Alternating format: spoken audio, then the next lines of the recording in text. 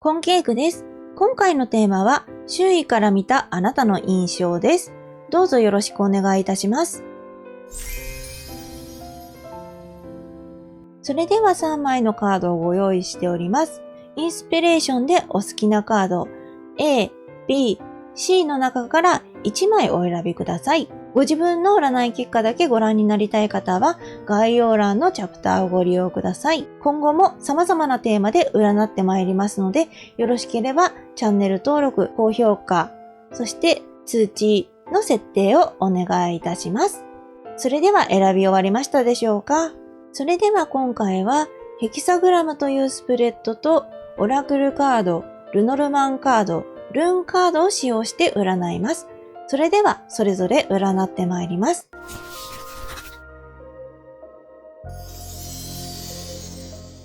それでは A の方の結果です。A の方の周囲から見たあなたの印象ですが、あなたのことを良き理解者だというふうにですね、評価していらっしゃる方がいらっしゃるようです。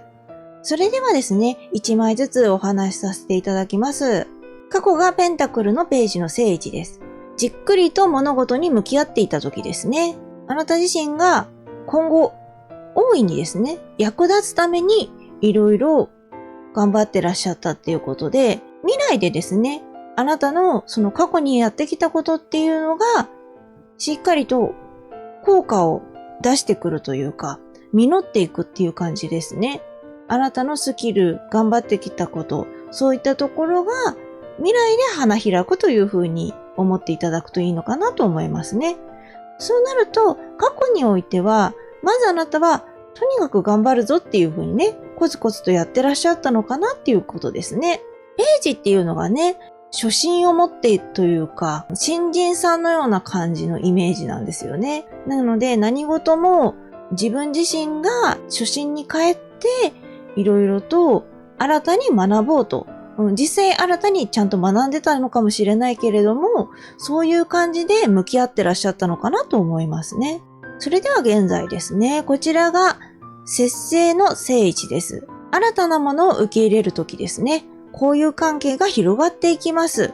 そうすることで様々なことのやりくりも上手にできていきますということで、現在ね、しっかり過去でいろいろやってきたことをですね、することで、自分自身のね、時間の有効的な活用だとか、動きやすさだとかが変わっている感じがしますね。で、そういったところで、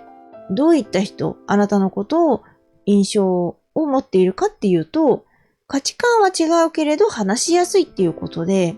そう、価値観が違うけれども話しやすいっていうのは奇跡的なことだとは思うんですよね。価値観が合わないとどうしてもね、人間同士合わない、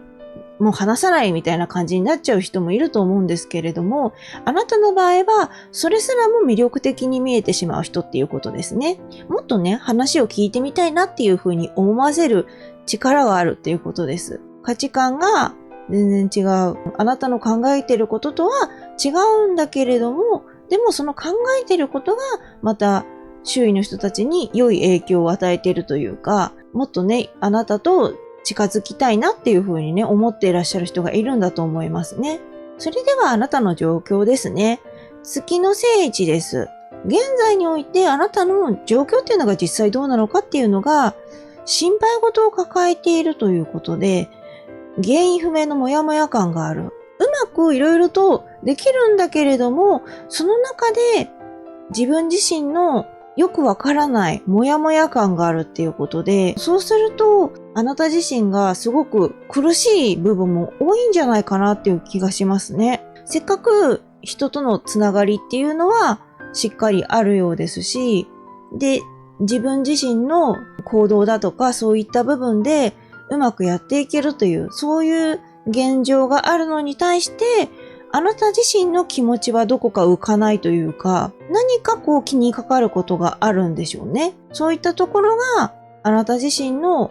動きをもしかしたら阻害してるかもしれないし、周囲の人との関係性っていうのももっと近づきたいとか、より深く知り合いたいなって思っている時でも、なんだかこう自分の中にある心のつっかえですよね。そういったところが邪魔して、そこまで深く知り合おうと思えないというか、どこか警戒してしまうとか、そういう部分があるのかもしれないですね。どうしてもね、月のカードさんっていうのは、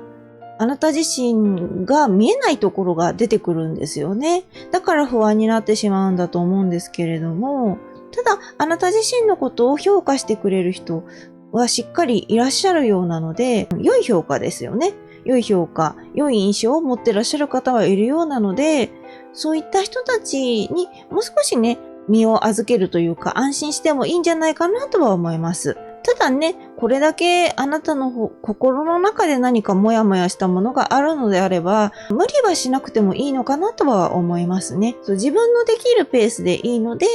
せっかくなのでお話はしつつ、でもどうしても自分の中でモヤモヤが残るな、ちょっと警戒してしまうなっていう時は無理をせずに、そこは動かないっていう風にね、してもらえればと思いますね。それでは未来のカードですね。ソードの10の逆位置です。都合の悪いことを受け入れる心の準備が整っていない。良くなったと思ったらすぐに逆戻りするということで、これはね、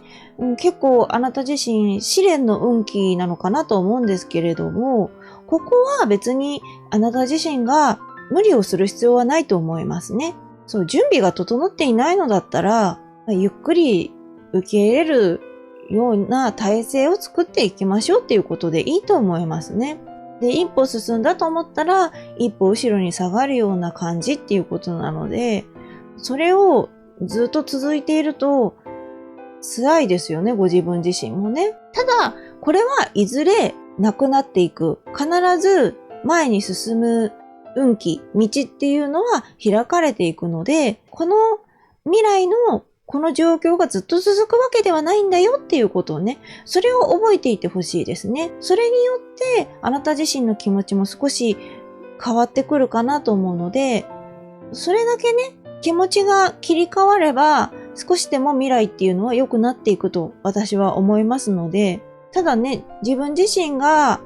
落ち込んでしまうとか、そういうのあるからね。落ち込んでる時に無理にポジティブになる必要は私はないと思うので、落ち込んだならとことん落ち込んでもいいと思いますし、せっかくね、あなたが、よし、今いい感じだぞって思ってたのに、急にね、悪い方向に行っちゃったら、どうしてもね、凹んじゃいますよね。それはね、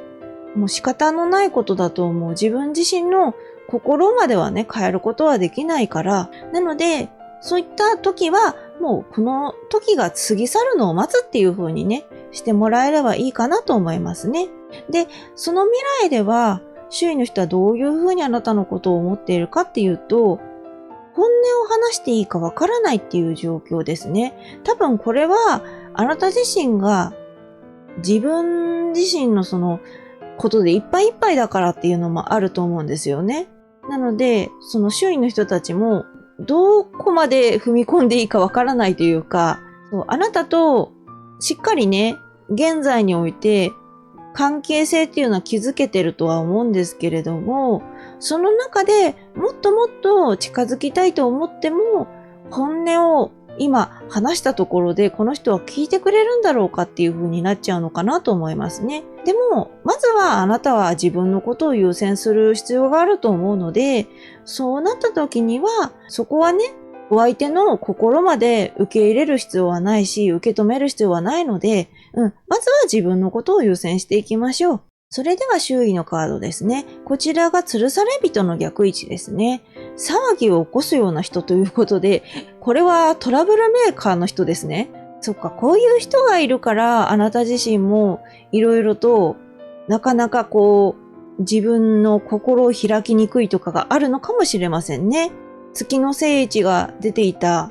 あなたの現在の状況ですよね。ああいったところが出てきたっていうのは、人間関係において警戒する要因があるから、つまりこういった人たちがいらっしゃるからっていうことですよね。それならね、もう、そこはもう仕方がないとは私は思います。いらっしゃいますからね。他人の迷惑を考えないというか、自分ばかりを優先しすぎて、それで気づけばね、騒ぎを起こして、結局あなたが損をしてしまうというか、いろいろ尻拭いをさせられちゃうとかね、そういった部分があるのかもしれないので、この人が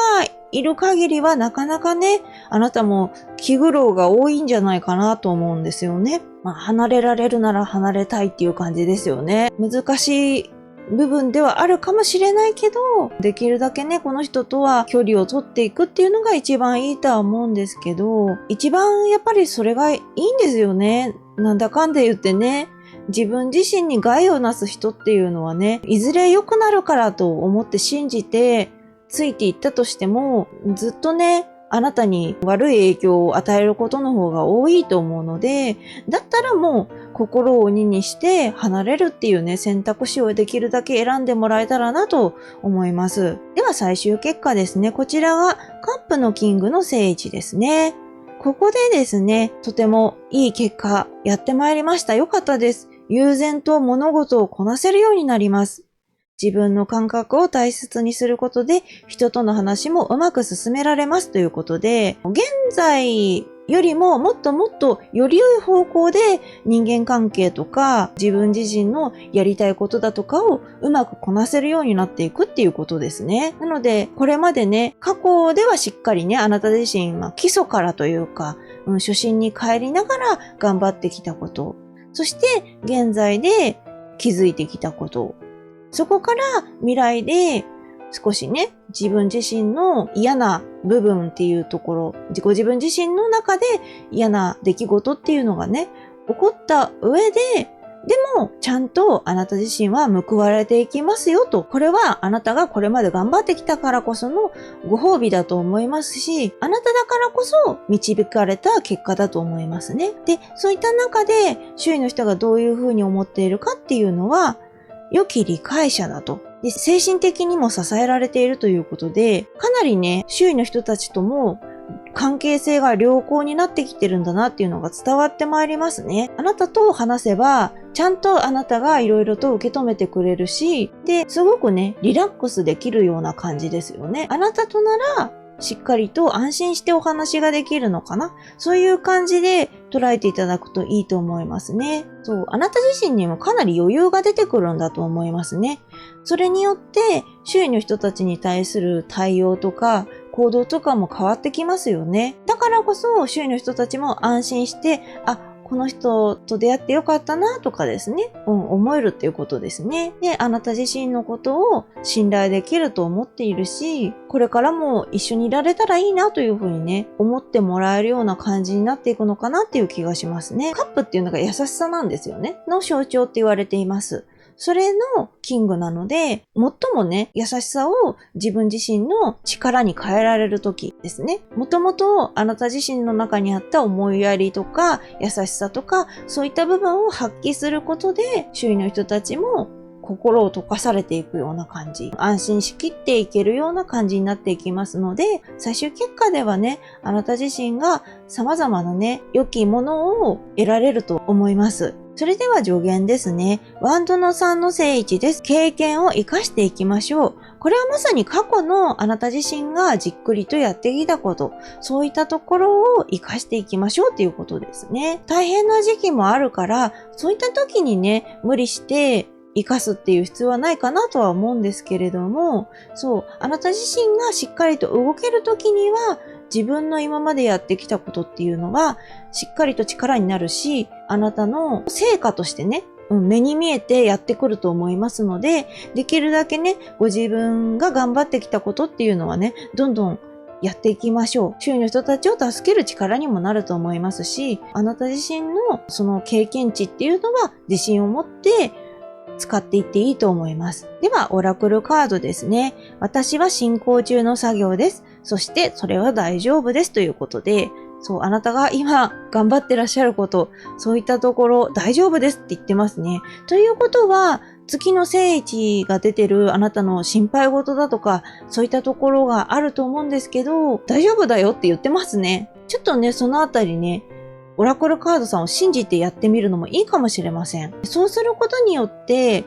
月がね、だんだんと光り輝いていって太陽になっていくっていうね、可能性も出てきますし、そう、夜は必ず朝になって昼になって、それはね、自然の断りですよね。それがあなたにも絶対来るっていうことなので、まずあなたがモヤモヤするなって思ったこと、そういったところをもしかしたら大丈夫なのかもしれないっていうふうにね、考えてみて動いてみると、またね、状況変わってきて、未来で今大変だよっていうふうにはお伝えしましたけれども、そこもね、良い方向に変わっていくかもしれないので、こちらのね、オラクルカードさんのメッセージ、よかったらね、受け止めてみてください。では、ルノルマンカードですね。こちらが子供です。伸びしろはまだまだあります。初心はするべからずということですね。そうなんですよね。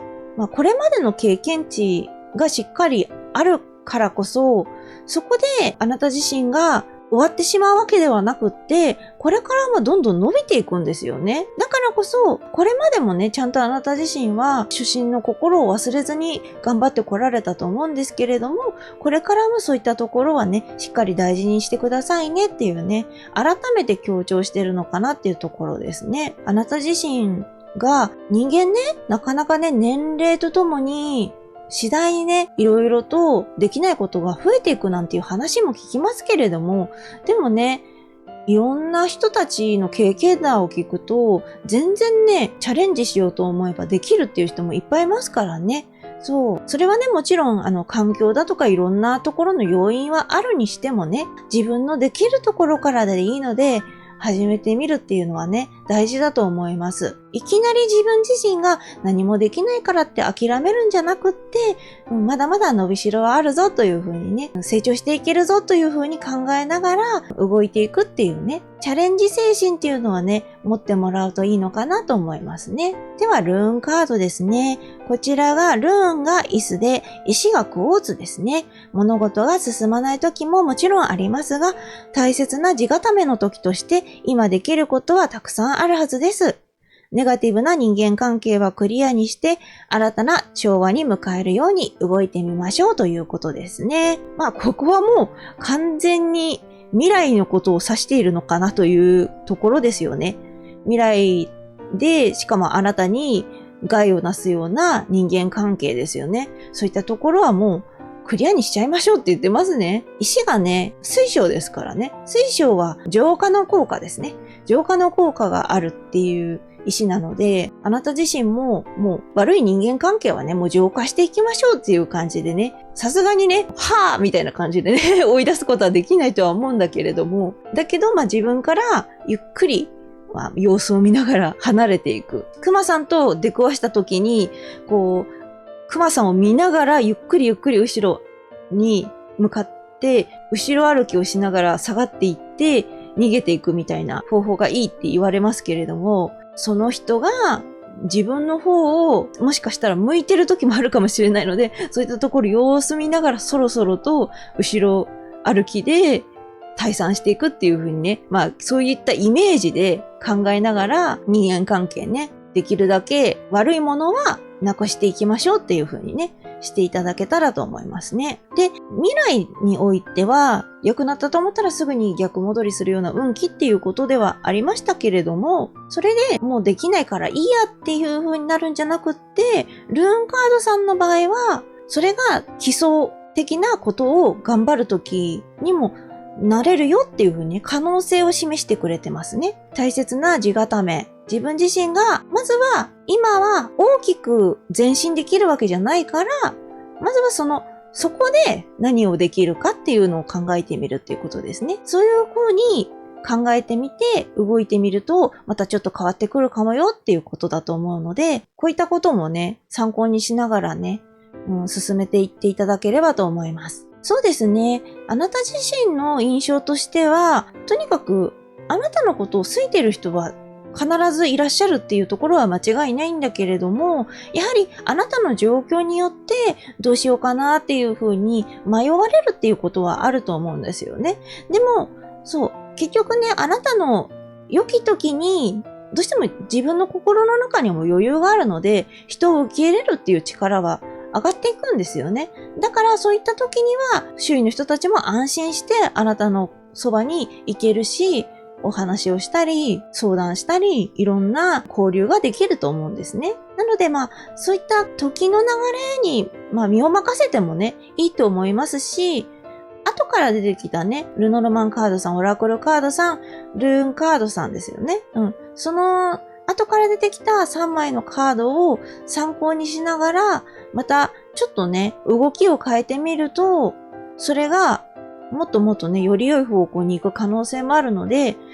いろんなね、可能性をね、提示してくれてるなと、私は今回の結果を見て思ったので、よろしければね、自分自身の可能性をね、信じながら、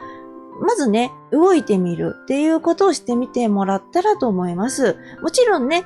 できない時はできないでいいと思うので、そこをね、無理して動いちゃうと自分が本当に疲れてしまって、その後が動けなくなっちゃったりとかしたらいけないので、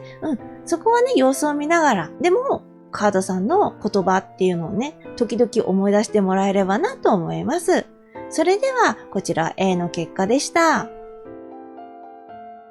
それでは B の方の結果です。B の方の周囲から見たあなたの印象ですけれども、あなたに近づいてくる周囲の人がどういったタイプの人かによって変わるんですけれども、あなたのその優しさに対して素敵だなって思う、魅力があるなっていうふうに思う人もいれば、利用できるなとかですね、搾取してやろうみたいな、そういった風に考える人もいらっしゃるので、このあたりがね、要注意な部分もあります。それではですね、1枚ずつお話しさせていただきます。それでは過去ですね、ペンタクルのクイーンの逆位置ですね。何でも受け入れすぎてしまい、人に搾取されるばかりになっていたということで、もう過去の段階からあなた自身とても大変な目に遭ってらっしゃったのかなっていうところですね。あなた自身のその優しさゆえにですね、いろんな人から利用されてしまうというかですね、あなたのやるべきことじゃないことまでね、やらされるとかね、いろんな人に利用されてしまうっていう部分があった。でもね、あなたのその寛容なところ、優しいところ、素直に人の言葉っていうのを受け入れて、いろいろと動けるっていうところは、ものすごくいいところなんですよね。本来であれば。それを悪用する人間が悪いんですね。だからね、あなた自身がその優しさゆえに自分を責める必要はないと思います。絶対にね、その人たちの方が悪いに決まってるので、よくね、騙される方が悪いなんていうね、ひどい人もいますけどね、そんなわけないんですよね。騙す方が悪いに決まってるんですよね。騙したり、あなたのことを自分のいいようにね、利用したりとかね、そういったことをする人が近づきやすい時期だったっていうことでね、本当にあなた自身もね、お辛かったと思います。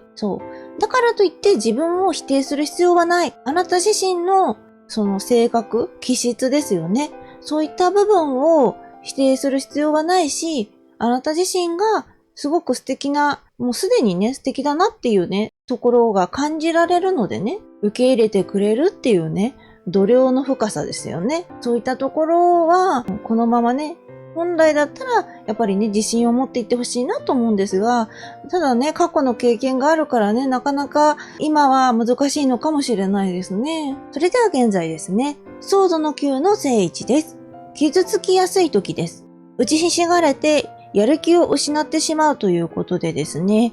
現在においても、あなた自身、メンタルの状況が変わってないというか、もっとひどくなってるのかな。むしろ過去のそういった状況があったからこそ、今ダメージがどんどん蓄積されてきたことが爆発してしまったというか、自分自身の中で大きくなりすぎてしまったのかもしれないですね。で、何もやる気が起きないっていうことは、それはね、ある意味ね、誰かが利用しようとして近づいてきたとしても、あなた自身がすでにもう何もできないっていう状況なので、むしろそういう人たちは離れていくかなと思うので、今の間にね、もう人払いというか、嫌な人たち、自分に害をなすような人たちが離れていってくれるっていうね、そういう感じでね、思っていただければいいのかなと思いますね。あなたが動けない、何もできないっていうね、こと、それがね、全部悪いことではないと。あなたのことを利用しようとする人たちは、きっとね、もうこいつは利用できないなとかね、そんなひどいことを思ってるんじゃないかと思うので、そうやって離れていくと思うのでね、そういった人たちが離れていくっていう点ではいいことだっていうふうにね、ちょっとでもね、前向きに捉えていただければなと思いますね。で、そういった時にね、周囲の人ってどういう風に持ってるかっていうのが、あなた自身のことをどんな時も冷静な人と思われている。これね、あなたが動けないから、何にもできないから静かにしてるというかね。あまり辛い時だし、傷ついてる時だから、感情がね、あまり出にくいっていうところもあるのかもしれないですね。あまりにも傷つきすぎてね、笑顔でいられないとかね。そういった部分が、なんか周りの人にクールに見えてるというか、なので、まだあなた自身の表面しか見てない人の方が多いのかなっていう気はします。まだあなたの内面にまで触れてくるような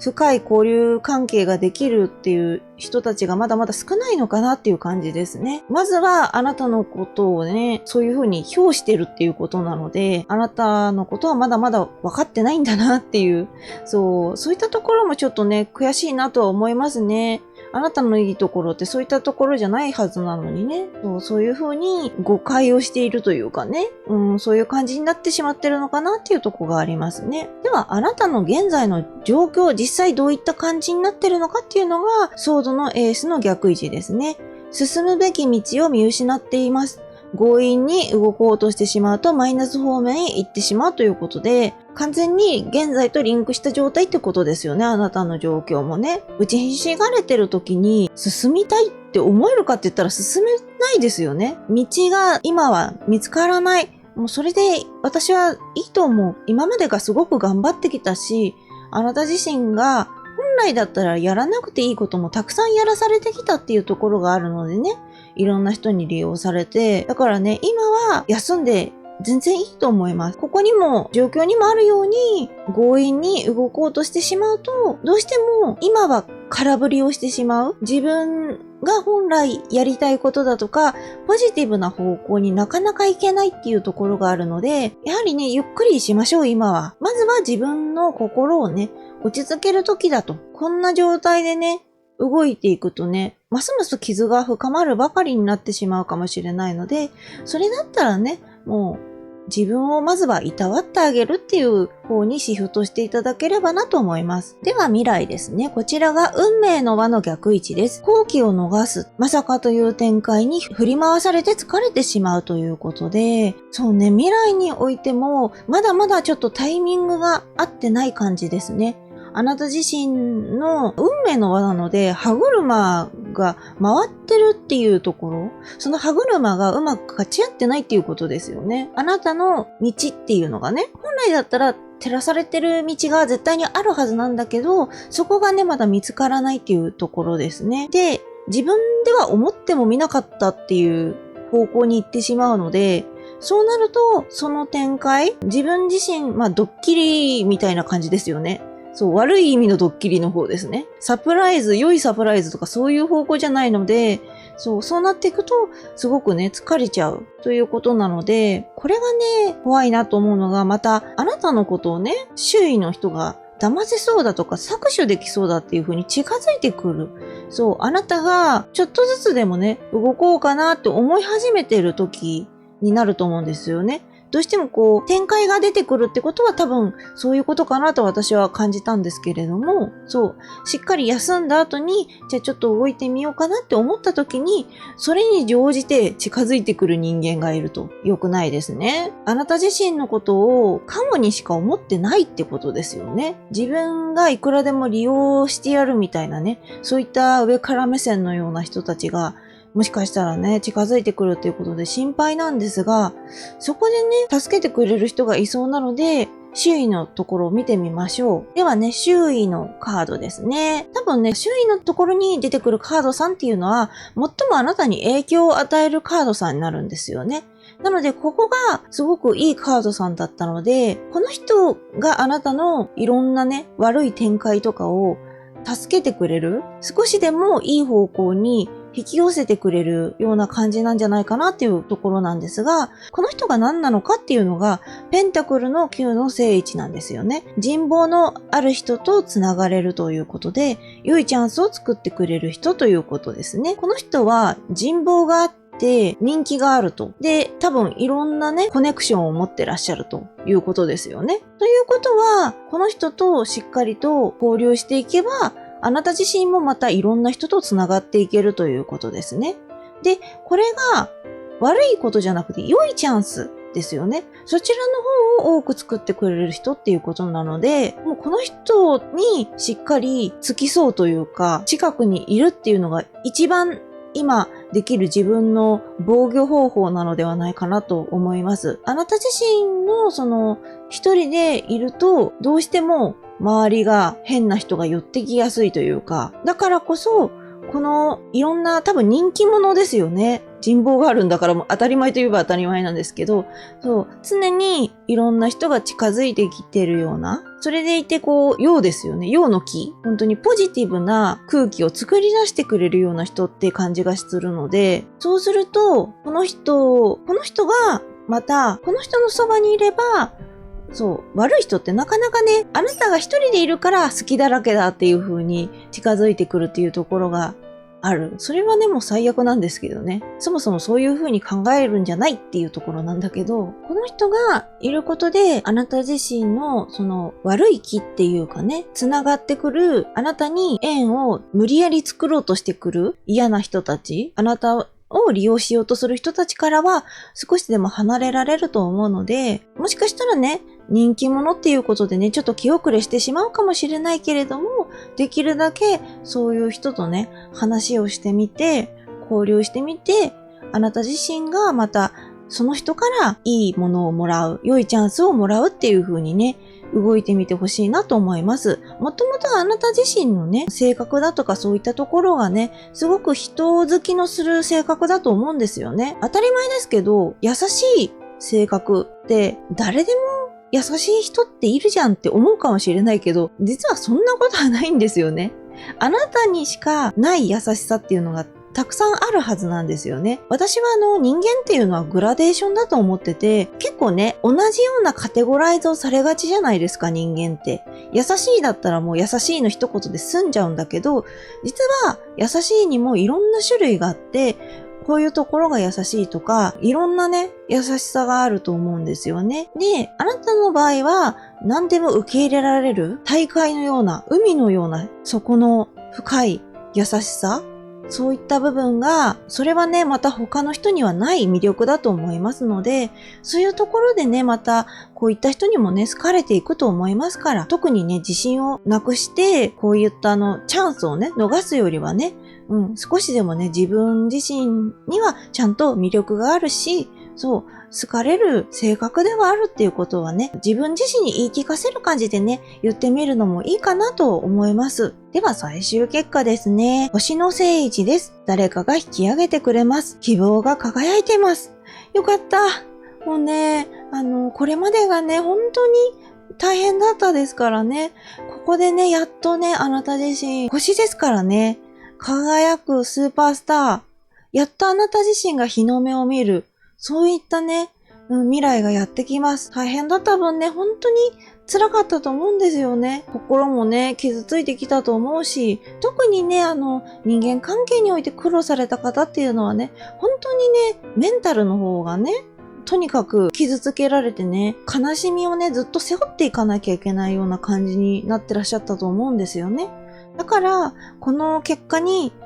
行きつけたっていうことは本当に私としてもね、嬉しいことです。理想や目標に向かって正しい道を歩んでいるということでね。ここでね、誰かが引き上げてくれるは間違いなくね、このいいチャンスを与えてくれる、人気者のこの人だとは思うんですよね。とにかく助けてくれる人がね、いるっていうこと。そこをね、覚えていてくださいね。利用する人もいるし、あなたに近づいてくる不届き者もいる。でも、ちゃんと助けてくれる人もいる。悪い人ばっかりじゃないんだよっていうね、ことを覚えててくださいね。そういったね、いい運気の時っていうのは、自分自身の道もどんどん見えてきますよね。なので、理想とか目標とかね、そういった部分も自分の中で大きくなっていくし、それを積極的にね、歩んでいけるっていう方向に行くのかなと思いますね。本来のあなた自身の良さっていうのがね、ここで発揮できると思います。で、そういった部分があるので、やはり周囲の人の近づいてくる人たちも変わってくるんでしょうね。あなたの印象に対して誠意がある人だなと、信頼できるなっていうふうに思ってる人がいいらっしゃるようなので、もうここまで来ればもう安心だと思います。あなた自身を利用してやろうとかね、そういった方向で、よこしまな考えを持って近づく人っていうのは減っているし、なんなら離れていってると思いますので、あなたのことをね、良い方向でちゃんと評価してくれる人っていうのがね、どんどん増えていくと思うのでね、安心してください。あなた自身がこの結果によって、体も心もね、だんだんいいコンディションにもなっていきますので、もうここまで来ればね、あなた自身のやりやすさっていうのはね、また変わってくると思います。お疲れモードだったのが、ちゃんと動けるよっていう風になっていきますのでね、そこもね、もう大丈夫ですね。あなた自身が前を向いて歩けるっていうことはね、間違いないのでね、ここまでがちょっと長かったかもしれない。もちろんね、今こうやって占い結果をご覧いただいてるから、そこでね、いろいろと対策をされて、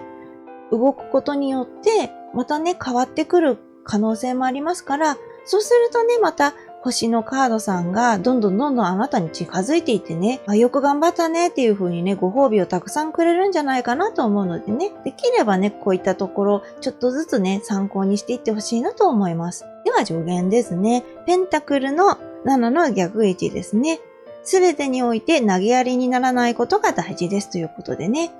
これはね、本当難しいことだとは思うんですよね。これまでもあなた自身がいろんな人たちに嫌な目に遭ってきたと思いますし、これからもね、変な人が近づいてくるっていうね、そういった言葉を聞いてしまうと、すべてね、嫌になっちゃうとか、どうしても現在の今の状況は、もう何もできないとかね、動けないとかそういう感じになっちゃうと思うんで、そこでね、無理に動くと自分にとってもあまり良くないっていうところは出てたので、そこでね、変にね、意識する必要はないかなとは思うんですけれども、今後ね、少しずつでも動いていけるようになった時、そういった時に、もうダメだ、自分は何もかもできないんだっていう風にね、諦めないことが大事ですね。ちゃんと助けてくれる人も未来においてはいらっしゃるし、結果としてもあなたの元には星が降り注いでいくというようなね、運気がやってきますし、とにかくね、自分の可能性をね、捨てないでほしいなと思います。本当にね、あなたを利用する人たちが悪いのであって、あなたが原因というわけじゃないんですよ。そのあなたの性格っていうのは、本当は魅力だし、輝いていける人だと思うんだけれども、そこにね、悪い方向に考えちゃう人もいるっていうことですね。そっちの方が良くないっていうことなので、あなた自身があまり気にする必要はないし、その人たちのせいで諦めるなんてことはね、しないでほしいなと思うので、ちょっとずつでもいいからね、一歩一歩前に進んでいってほしいなと思います。もうダメだっていうふうにね、全部投げ出さないっていうことが大事ですね。では、オラクルカードですね。あなたの苦労、戦いは失敗の兆候ではありませんということで、これまでのあなた自身のいろんなご苦労のことをね、言ってらっしゃるんだろうなと。これからももしかしたらね、あなた自身、変な人たちが、脅威があるっていうことなので心配ですけれども、この苦労だとか、自分自身が戦わざるを得ない状況だとか、そういったところがあなたの失敗の兆候ではないっていうことですね。これはあなたの人生が失敗なわけじゃない。結果的に誰かがあなたに作用して起こった出来事であって、あなた自身は一つも失敗なんてしてないんだよっていうことですね。だからこそ投げやりにならないでっていう風に助言も出てきたんだと思います。ではね、ルノルマンカードです。月です。助けてくれる人が現れます。夜はリラックスを心がけましょうということでね、ルノルマンさんもね、暗示してますね。周囲であなたを助けてくれる人が現れますよと。月だけだとね、もしかしたらね、ぼんやり薄暗いかもしれないけれども、あなたは結果のところで星も出てるし、夜にね、満天の星空と月が出てるとね、随分と明るくなりますからね。道もしっかり見えてくると思います。で、ここで出てきたのが、夜はね、リラックスを心がけましょう。これ大事ですよね。私もついやっちゃうんですけど、スマホとかね、いじるとどうしても交感神経が活発になっちゃって、夜眠れなくなるとか、あるって言いますよね。物事をね、いろいろと夜にやっちゃうと、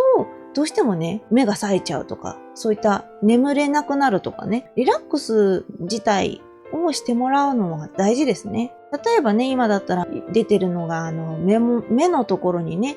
ホットアイマスク、そういったものをつけて、ちょっとね、一休みしてもらうとか、とにかくね、自分自身のリラックスできる方法を探してもらって、夜がやっぱり一番くよくよしやすいっていうところあるんですよね。暗くてちょっと温度が下がるからかもしれないんですけど、落ち込みやすくなるんですよね、夜ってね。だからこそ、そういった時に一番自分自身をいたわってあげることが大事。ご自愛くださいと言いますけれども、本当にね、ご自分を愛するっていうこと大事ですからね。夜しっかりね、自分のケアをしてあげてください。それではルーンカードの助言ですね。ルーンは剣、石はフローライトですね。剣は松明ですね。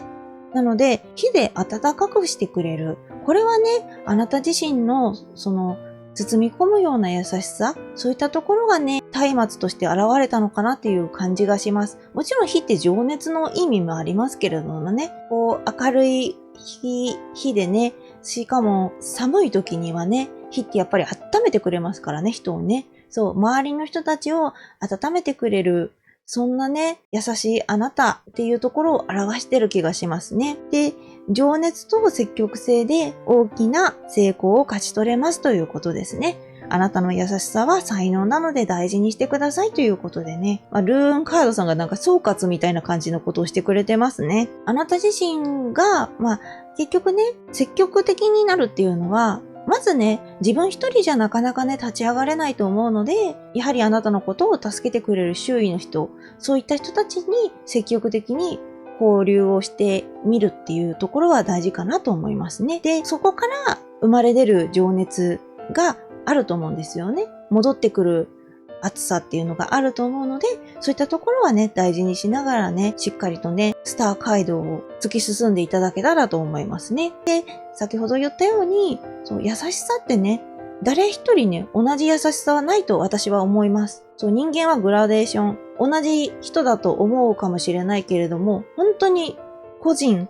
で細かいところを見ていけば全然違うんですよね。だから、あなたの優しさも、また別の人とはね、違う優しさを持っている。それを忘れないでほしいです。あなたの優しさも才能、そういった優しさを評価してくれる人も現れますから、あなたとしっかり交流しながらね、あなたの進みやすい方向に導いてくれる人も現れるので、そういった人たちをね、頼りながらね、少しずつでもいいので進んでみてください。そうですね。あなたの場合はとにかく気になったのが、本当にね、あなたを利用してやろうっていうね、悪どい考えを持つ人がどこかしらに出てくるっていうのがね、本当に嫌ですよね。私も嫌だなと思いましたよ。あなたのね、素敵なところをね、自分の否定に使ってしまうような感じになっちゃいますよね。そうやって他人が利用してきたらね。でも、何度かお伝えしたように、あなたの優しさは他の人にはない優しさであるし、で、それに惹かれて交流したいと思ってくれる。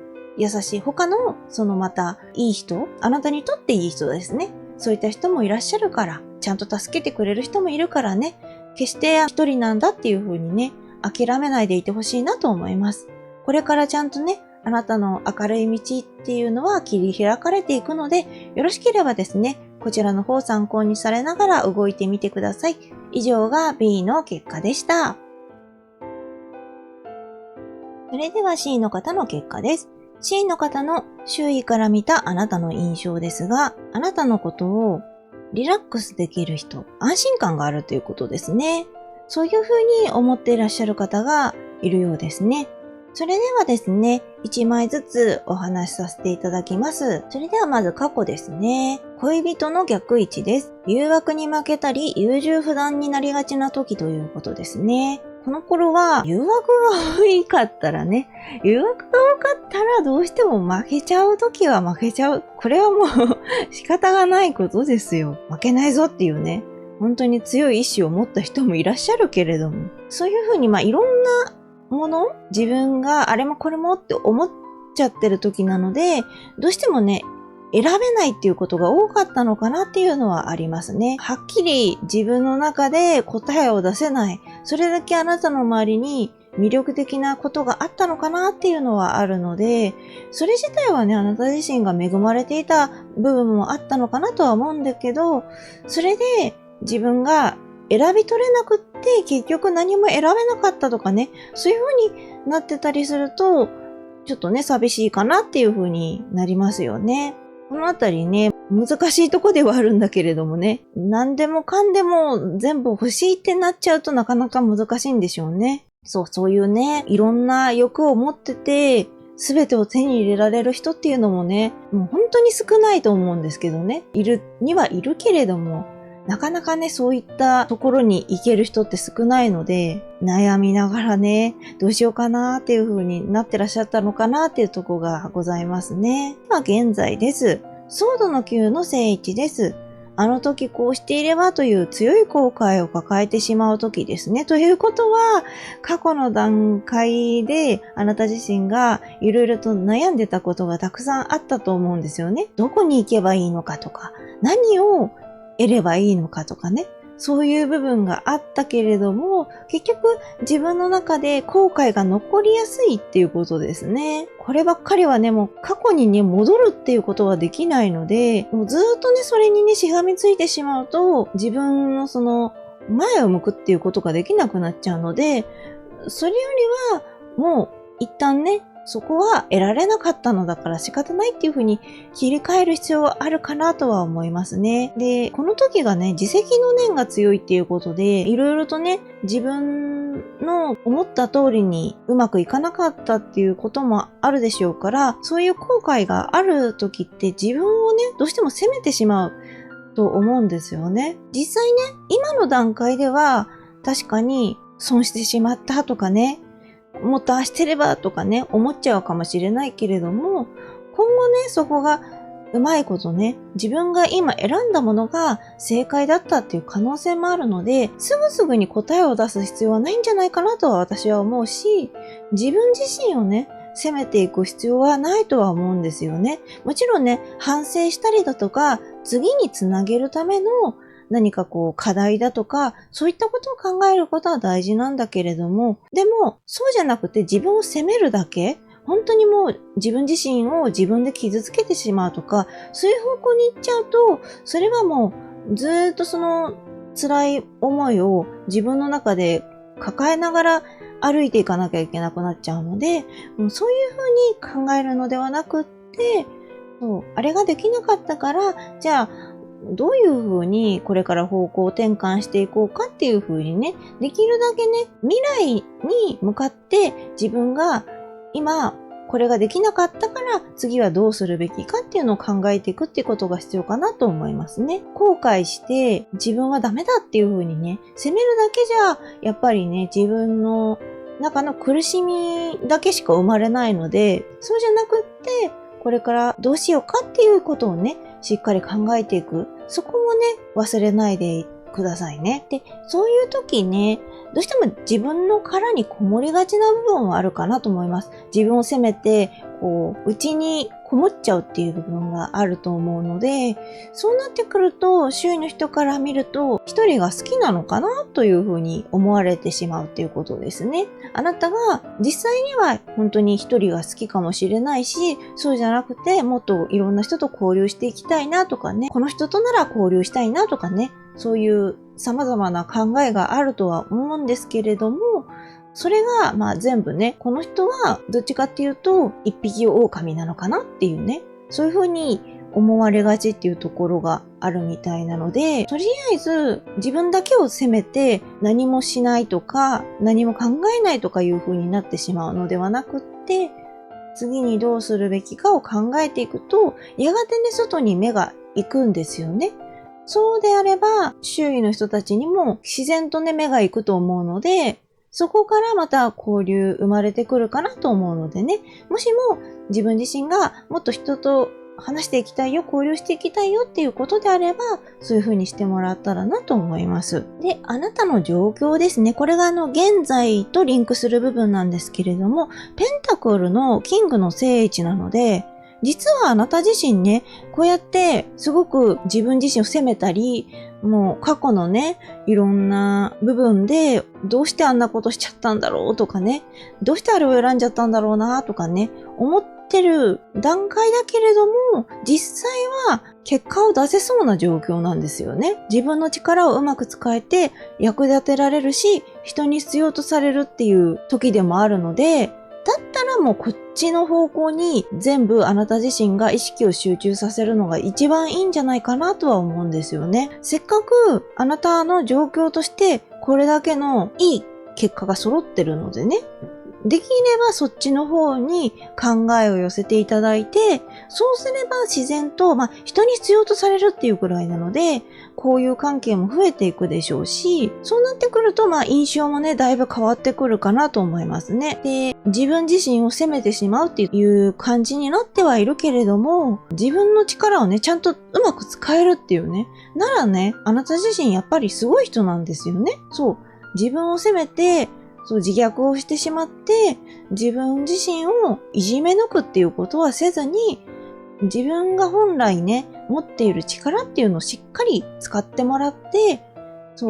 進んでもらうっていうのがいいのかなと思います。どこに自分が目を向けるかですよね、結局ね。どんなに悪いような感じがしたとしても、いや、これをもうちょっとこういう風にしていったらいいんじゃないかっていうね、そういう考え方を少しでも変えるだけで、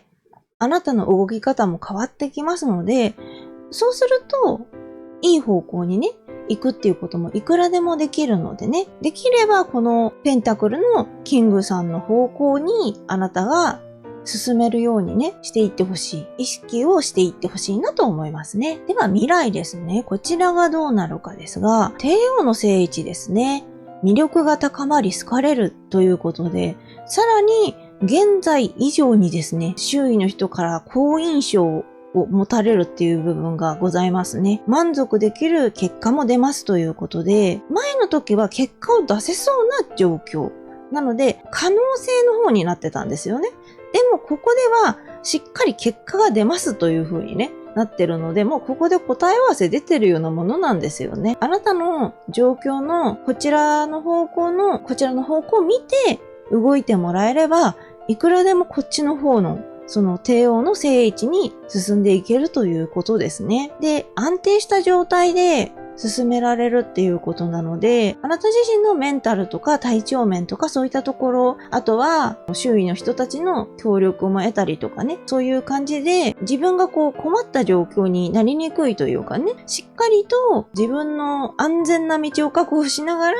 やっていけるっていうところですね。そこもね、安心できますね。で、周囲の人たち、あなたのことを魅力的だなっていう風にね、好感度アップっていうところがありますけれども、さらにリラックスできるなという感じでね、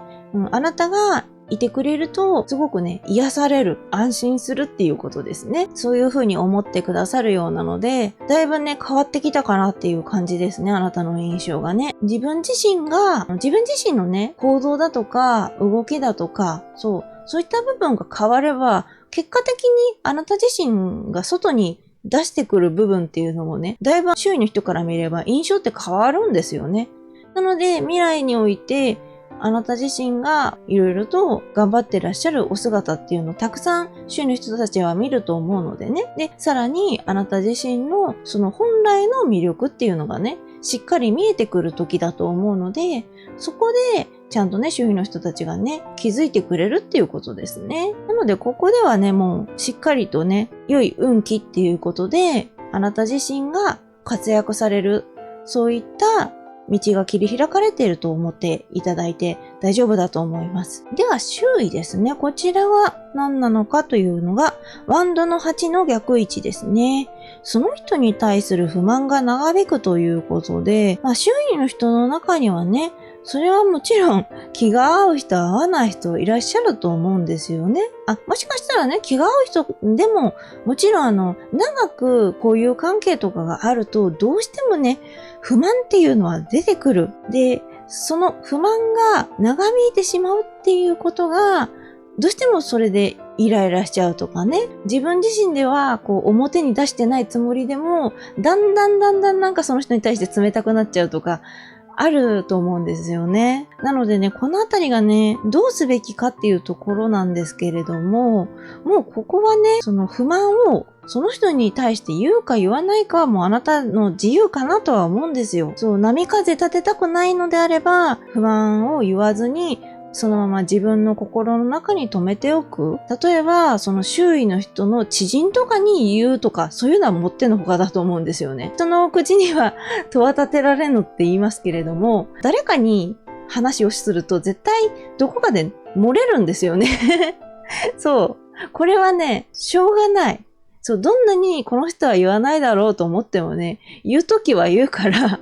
そう。だから、できれば言わない方がいいっていうのは間違いないですね。だからもう言わないと決めたなら、全然縁もゆかりもないような人とこう話して、ちょっとスッキリするとか、あとはまあ自分自身の中で日記とか、その時だけでもいいんですよね。別に毎日日記をつけなさいとかそういうことじゃなくって、自分の不満がすごく強くなった時に、一旦その日記みたいなものをつけてみて、それで解消するっていうのもいいと思うんですよね。で、ただ、それで自分自身でちょっと読み返してしまうと、自分自身がこう暗い気持ちになっちゃうとかそういうこともあるかもしれないので、このあたりは本当に日記を書いた後に、しばらくしてそのページをくしゃくしゃってして捨てるとか、一応そのペンとかでね、ぐしゃぐしゃって字の部分を消しておいて処分するとか、そういう風にしてもらうのでもいいですし、言うのであれば、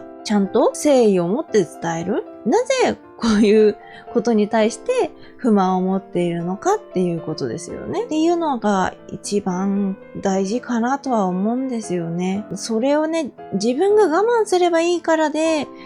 全部こう溜め込んじゃうと結局どこかでね、トラブルになっちゃうっていうこともあるのでね、言わないなら言わないで別のところで吐き出す。言うなら言うで、しっかりね、その人に真剣に向き合ってお話をするっていうことが大事かなと思います。では最終結果ですね。バンドのページの逆位置です。五等星で子孫汁ということで、ちょっとね、ここがね、未来でしっかり安定したように動けてたんですが、結果のところでは焦りすぎてしまう。ことをせいてっていうことは、何かこう自分の中で結果を早めに出したいことがあるのかもしれないですね。それを焦るあまりに潜んじちゃう。まだまだね、早すぎたなっていうね、ところがあるのかもしれないですね。で、この時期っていうのは、消極的になりがちっていうことで、現在の時の、自責の念が強い時の殻にこもってしまうとか、そういうところに戻ってしまうのかなっていうのがあって、そこがね、心配ではあるんですよね。私自身がこうやって占いでお話しするのは、結局ね、あなた自身のその未来をね、少しでも良い方向に変えていただきたいなっていうのがあるからお話をさせていただいてるっていうのも一つあるので、これはあくまで今私が観測した状態であって、ここからあなたが自分自身で未来を変えていくこともちゃんとできるんですよね。なので、本来だったらバンドのページの聖地っていうのはね、バンド自体が情熱に溢れたカードさんなんですが、ページっていうのはね、最もこう、エネルギッシュというかね、そんな感じですね。まだ駆け出しの感じ、駆け出しのエネルギッシュな感じっていうところがあるので、そう、熱さがね、ボーボー燃えてますよっていう感じなんですよね。そこが逆位置になってるから今は炎がね、消えてしまっているのかなっていうところがあるので、まずは何をすべきかっていうのは焦らないことが大事っていうことかなとは思うんですよね。わかるんです。私もね。そう、私もどうしてもね、こう、できれば、そりゃ、やっぱり自分が頑張ってることだとか、やってることだとか、いい結果をね、早く出るなら出したいじゃないですか。でも、そうじゃない場合もいっぱいあるんですよね。自分ががむしゃらに頑張ったとしても、すぐにいい結果が出るものばかりじゃないので、なのでそこで変に焦ってしまって、失敗してしまうとか、そういう風になるよりは、ゆっくりやっていくんだっていうね、ここはね、それを意識してもらうといいのかなと思いますね。結果は後からついてくると思ってもらって、まずはコツコツやってもらうっていう風にね、動いてもらうと違うのかなと思います。消極的になってしまうっていうのは、なんかこう、どうしても自分の中で失敗とかが増えてしまうとどうしても怖くなっちゃうからね。慎重になっちゃうっていうことだと思うんですよね。だから、さっきのコツコツやっていくっていう方向でしていけば、その消極的っていうのも、慎重派っていうね、方向のいい意味でね、捉えることができるようになると思うんですよね。今、自分が空回りして動いてしまうよりは、ゆっくりゆっくりでもいいから、まず目指してる未来、結果に向かって、ちょっとずつね、やっていくっていう風にね、考えてもらう。それによって消極的な部分っていうのは悪い意味で使われるのではなくって、今は慎重に頑張ってるんだなっていう風にね、周りの人たちも捉えてくれるかなと思いますね。今のその結果の状況で見ると周囲の人たちはちょっと頼りないような感じに見えるなっていうところはあるんだけれども、そこもまたいくらでもね、印象っていうのは変えていけるので、決してね、消極的、何もできない、おどおどっていう感じになっちゃう時もあるとは思うけれども、それで周囲の人たちが、なんかおどおどしてて、大丈夫かなっていうふうに心配になっちゃうっていうところがあるのかもしれないけれども、それをね、この人はちゃんと先々のことを考えて、こうやってゆっくりとやってるんだなっていうのが分かれば、またそれはね、印象も変わってくると思うので、自分のね、印象も変わってくるのは結局自分の行動次第だと思うので、それをね、まず焦らずにやっていくっていうことをね、意識してください。それでは上限です。ペンタクルの7の逆位置です。全く新しいやり方で再挑戦しましょう。ということなので、これは、例えば、結果のところで出てきたことをせいて、いろいろと物事をね、焦りすぎてしまって、失敗してしまったとき、そこにまた同じ方法で固執するんじゃなくって、新たな視点を持っていく、全然違うやり方を考えてみて、再挑戦していくと、またいい結果が出てくるかもしれないなっていうところですよね。それは別にね、現在の部分でも言えることだとは思うんですよね。あなたがいろいろと落ち込みやすかったり、後悔が大きい時でもあるけれども、でも、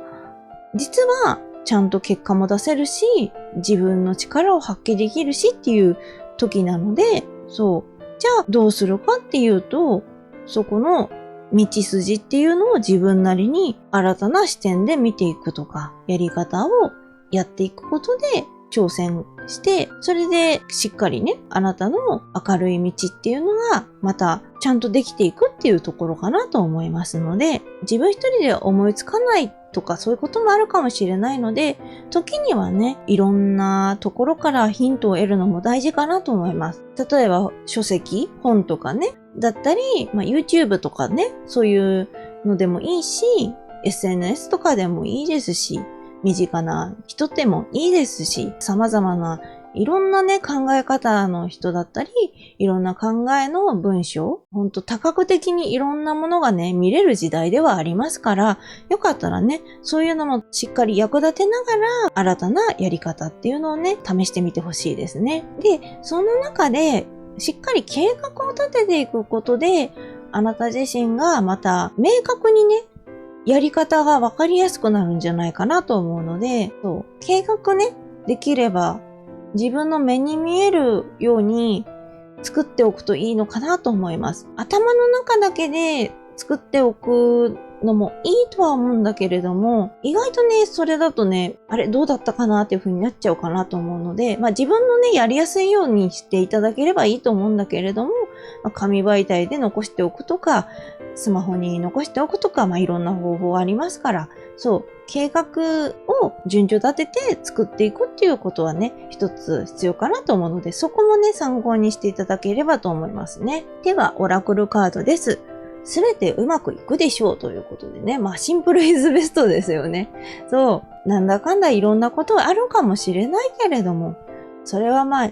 人生いろいろあるかもしれないけども、それでもね、すべてうまくいくでしょう。いずれはね、あなた自身のところにね、帰ってくるものはいっぱいありますよって、犬さんがね、とても嬉しそうな笑顔で見てくれておりますけれども、なんか力強い感じの言葉ではありますよね。そう、すべてうまくいくっていう風にね、自分自身に時にはね、唱えるように言ってみるのもいいかなと思います。そして、ルノルマンカードですね。こちらが樹木、木ですね。進みはゆっくりでも大きく伸びていきます。コツコツ続けていきましょうということで、これはまあ結果のところに関連してくるかなと思いますね。焦るよりはゆっくりやっていきましょうと。コツコツ続けていけば、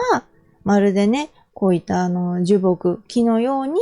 大きく大きく伸びていって、やがて実がなり、あなた自身の中に戻ってくるものが必ずたくさんあるはずですよっていうことですね。得られるものはいっぱいありますよっていうことなので、そう、進みがゆっくりでもね、心配する必要はないですよっていうことです。それではですね、ルーンカードです。ルーンがダイグで、石がカルサイトですね。等しく巡ってくるチャンスを掴んでいきましょう。何度でもチャレンジはできます。自分の指針を決めましょうということでね、ちょっと助言に近いところではありますかね。ちゃんとね、誰に対しても等しくね、チャンスは巡ってくる。まあ、もちろんね、いろんな環境だとかそういったところで、自分自身のどうしてもね、得られないことっていうのは出てくるのはあるんですけれども、それでも何かしらのチャンスっていうのはね、あなたのところにもやってくる。なので、そのチャンスをちゃんと自分でね、見つけて、掴んでいくっていうことは大事ですね。で、さらにね、あなた自身が自分自身で、ダメだって思ってても、結局ね、ちゃんと何度でもね、やれることはある、チャレンジはできるっていうことなので、そうやって自分自身をずっと責めるばかりじゃなくって、いや、これができなかったからといって、次があるっていう風にね、すぐにね、自分自身の落ち込みがね、収まるかって言ったらなかなか難しいと思うので、とことん落ち込んでもらったら、じゃあ次行くかっていう風にね、考えてもらって、また新たなチャンス、再度チャンスを掴んでいただければと思いますね。で、自分の指針、これは計画を立てていきましょうと近いものではありますよね。あなたの場合は、もしかしたらね、これが2つ出てきたってことは、ちゃんとね、自分の計画表みたいなもの、事細かに書くと多分自分が後から疲れちゃうと思うので、これだけ書いたものの、これだけ達成できなかったみたいな感じでまた自分を落ち込ませてしまう、自分自身を責めてしまうっていう方向になっちゃうかもしれないので、別に大雑把でもいいとは思うんですよね。とりあえず大きな目標だけ決めておくのでもいいので、なんとなくね、このような感じで動いていきたいな。じゃあどういう風にしたらいいかなっていう風にね。ちゃんと自分の方向性を決めるっていうことはね、一つ動きやすさっていうのは変わってくると思いますので、できればね、そういう風に計画を立ててもらうっていうことはね、選択肢の一つとしてね、考えてもらえればなと思います。そうですね。未来の時に、本来のあなた自身の魅力が最大限に引き出されてるのかなっていうところがあるので、そこが安心したんですけれども、それとは別に、あなた自身がね、どうしても自分自身に対する厳しさというか、自分自身を傷つけがちなのかな？後悔したりとか、辛いこととか嫌なことがあった時についつい自分自身がダメなんだなっていうふうに思いがちなのかもしれないんですけれども、それによって導き出されてしまう道っていうのはね、どうしても休止状態になってしまうというか、もちろんね、自分のメンタルケアとかそういった面で休んでもらうのは大事なんだけれども、例えば現在だったらね、せっかくあなた自身が結果とかをね、残せる時でもあるので、もうちょっとね、そっちの前向きな気持ちの方向にね、視線を向けてもらえればなとは思います。目線を向けてもらって、で、結果のところもね、いくらでもね、これから変えていける、焦る必要はないし、ゆっくりやっていくっていう風にね、意識してもらえればなと思います。それではですね、よろしければこちらの方参考にされてください。以上が C の結果でした。ここまでご覧くださりありがとうございました。よろしければチャンネル登録、高評価をお願いいたします。これからも様々なテーマで占ってまいりますので、またいらしてくださいね。それではおつけいくでした。